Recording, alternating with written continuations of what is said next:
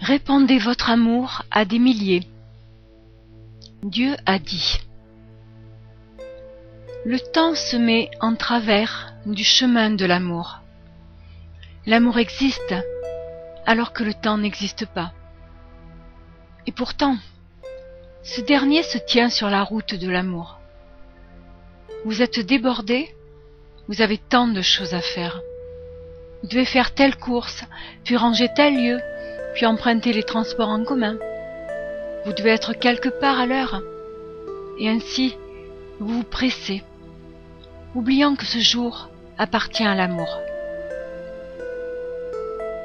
L'amour est divin, l'amour est de Dieu, l'amour prévaut sur tout le reste. Non pas l'amour avec un grand A, mais simplement l'amour de compassion. Faites en sorte que pas une seule minute de votre journée se passe sans amour. Si vous êtes irritable, faites une pause et recueillez-vous dans l'amour. Vous n'êtes pas tenu d'accorder tant d'importance aux irritations. Ne laissez pas ces dernières occuper tout le temps de l'amour. Quel gâchis ce serait! Aimez ceux qui vous aiment et aimez aussi ceux qui ne vous aiment pas. L'amour des autres, ou même leur incapacité à aimer, n'est finalement pas de votre ressort. Seul l'amour que vous donnez est de votre ressort. Faites de l'amour votre modus operandi. Prenez le bus avec amour. Sortez-en avec amour. Emportez l'amour avec vous où que vous alliez. Peu importe où vous soyez très occupé. Emportez-le quand même avec vous. Il doit constamment sortir de votre cœur, tel des confettis. Que votre présence dans le monde soit une présence d'amour. L'amour ne demande pas un déguisement spécial ou un habit particulier. Il n'est pas nécessaire de prononcer constamment son nom. Vous devez simplement être amour. Ce que de fait vous êtes. Quoi que vous fassiez, envoyez de l'amour. Qui que vous rencontriez, envoyez-lui de l'amour. Envoyez-le en silence. Nul besoin de le proclamer. Nul besoin d'en faire un film. Vous devez simplement vous rappeler de le faire constamment.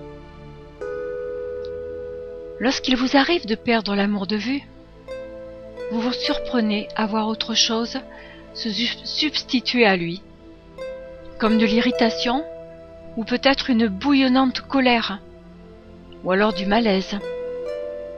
Revenez alors à l'amour. Reposez-vous en lui.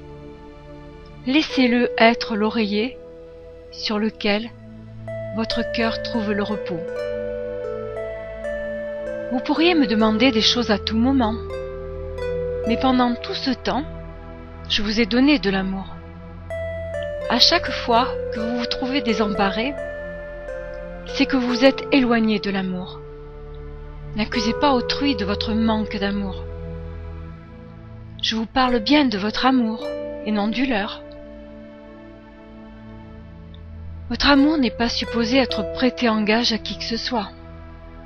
Personne ne doit payer pour votre amour. Personne ne vous est redevable de votre amour. Personne ne doit faire la danse du ventre pour recevoir votre amour. Le fait que l'autre soit mon enfant suffit pleinement à justifier votre amour. Préservez donc votre amour, ne le détournez pas. Ancrez-le plutôt solidement en vous. C'est pour vous la seule et unique chose à consolider.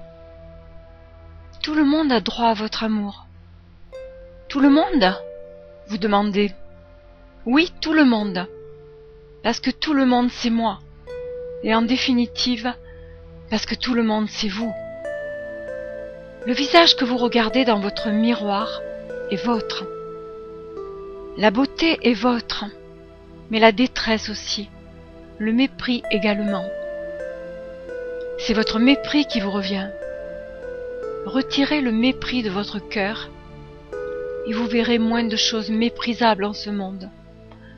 L'amour est une idée, et même plus encore qu'une idée. Si c'est utile pour vous, commencez déjà avec cette idée. Qu'importe votre niveau d'intelligence, considérez que si vous ne répandez pas d'amour, vous n'avez pas d'intelligence. Répandez partout l'amour. Quand vous êtes déçu par quelqu'un, envoyez-lui de l'amour. Il ne vous revient pas de posséder l'amour, mais de le répandre. Répandez-le avec votre cœur et à des milliers. Répandez-le de telle sorte qu'un jour viendra où tout ce que vous verrez devant vos yeux sera de l'amour. Faites donc cela, à moins que vous souhaitiez voir partout de la colère ou quelque chose de similaire, comme si vous en aviez pas assez comme cela. Souvenez-vous que c'est vous qui jetez la première pierre de la colère. Si ce n'est pas directement à la personne furieuse qui vous fait face, du moins, la jetez-vous à quelqu'un d'autre.